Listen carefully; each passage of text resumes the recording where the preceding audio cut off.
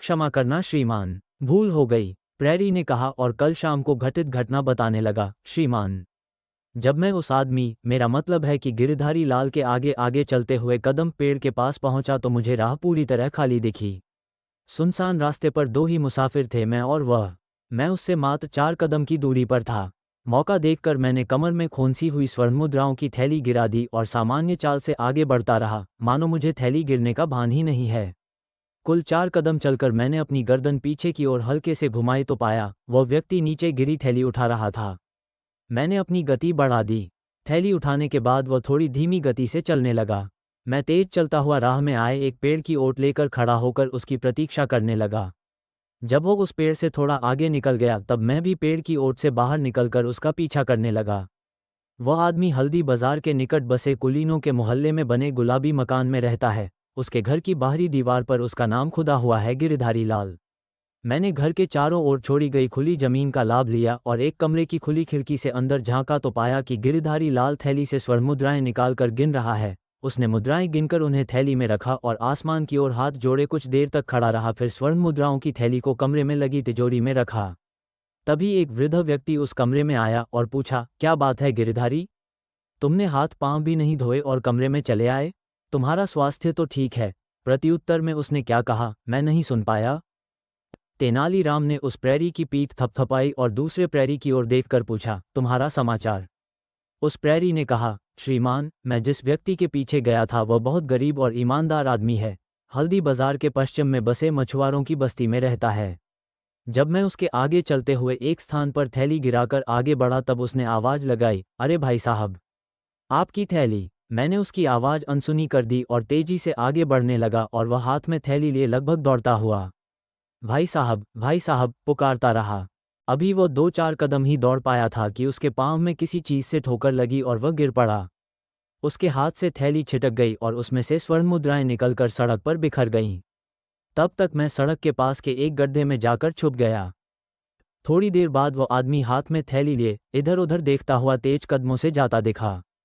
संभवतः वो मुझे ही तलाश रहा था। मैं थोड़ी देर के बाद उस गली से निकला और उससे कुछ दूरी बनाकर चलने लगा। जब वो व्यक्ति अपने घर पहुंच गया तब चटाई पर बैठकर उसने स्वर्ण मुद्राएं गिनी। उसने एक कपड़े के टुकड़े में थैली बांधकर अपने हाथ में ले ली और वो कहीं जाने के लिए निकल गया। मैंने समझा कि जरूर वो स्वर्ण मुद्राओं को छुपाने के लिए जा रहा होगा, लेकिन वह अपने घर से सीधे राज्य कोषागार पहुंचा और 100 स्वर्ण मुद्राओं की वह थैली वहां जमा कराकर पर्चा कटवाया। उसके बाद वह अपने घर चला आया। राज्य कोषागार में उसने पर्चे पर अपना नाम रामानुजम लिखवाया है। तेनालीराम ने उस प्रैरी की भी पीठ थपथपाई और उन्हें सीधे राजभवन पहुंचने का निर्देश देकर भोजन के लिए अपने घर के भीतर चला गया। महाराज, आपको अब अधिक प्रतीक्षा नहीं करनी पड़ेगी। आप कृपा कर राज्य कोषागार से यह पता कराएं कि राजमार्ग में पड़ी 100 स्वर्ण मुद्राओं की 2 थैलियां क्या किसी को मिली हैं? और राज्य कोषागार में यदि इस तरह की थैलियां जमा कराई गई हैं तो जमा कराने वाला कौन था? अरे, महाराज चौंक पड़े। क्या बात हो गई तेनालीराम? तुम शेष सभासदों के आने की प्रतीक्षा भी नहीं करना चाहते? उन्होंने तेनालीराम से कहा। महाराज, तेनालीराम ने विनम्रता से कहा, जिन 2 प्रहरियों की सेवाएं मैंने ली थीं, वे दोनों रात भर जगे रहे हैं। मैं उनकी सेवाएं वापस करने के उद्देश्य से ही सभा शुरू होने के समय से पहले पहुंच गया हूं। कल जो पहेली सुझाने का जिम्मा आपने मुझे सौंपा था उसके लिए प्रमाण प्राप्त कर लेने के उद्देश्य से मैं सक्रिय हुआ हूं।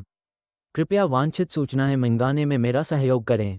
यदि आप निर्देश देंगे तो सूचना अतिशीघ्र प्राप्त हो जाएगी और सभासदों के आने पर इन दोनों प्रहरियों को मुक्ति मिल सकेगी। ये दोनों प्रहरी मेरे शोध के प्रमाण भी हैं और प्रत्यक्षदर्शी भी। महाराज कृष्णदेव राय समझ चुके थे कि तेनालीराम ने गरीबी और ईमानदारी का संबंध स्थापित करने का कोई सूत्र अवश्य पा लिया है। उन्होंने राज्य कोषागार से सूचना मंगाई। सूचना पत्र में लिखा गया था कि रामानुजम नाम के एक व्यक्ति ने 100 स्वर्ण मुद्राओं की एक थैली राज्य कोषागार में कल मध्य रात्रि से पूर्व जमा कराई है। ये थैली उसे राजमार्ग से हल्दी बाजार जाने वाली राह पर मिली थी। रामानुजम हल्दी बाजार के पास मछुआरों की बस्ती में रहता है और मधुमक्खियों के छत्ते से मधु निकालने का कार्य करता है। महाराज ने सूचना पत्र का अवलोकन कर उसे तेनालीराम को सौंप दिया। जब सभा भवन में सभी सभासद पहुंच गए तब तेनालीराम ने कहना आरंभ किया, महाराज, आपके निर्देश पर कल मैंने एक प्रयोग किया और प्रयोग का परिणाम मुझे आज मिल गया।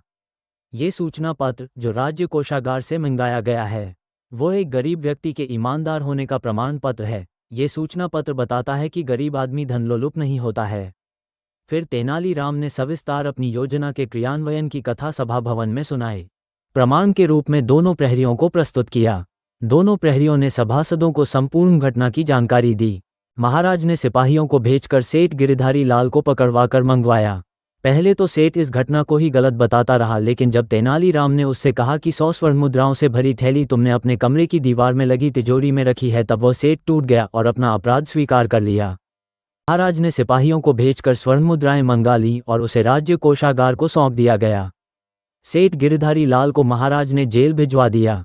गरीब रामानुजम को दरबार में बुलाकर 100 स्वर्ण मुद्राएं उसकी ईमानदारी के पुरस्कार स्वरूप प्रदान की।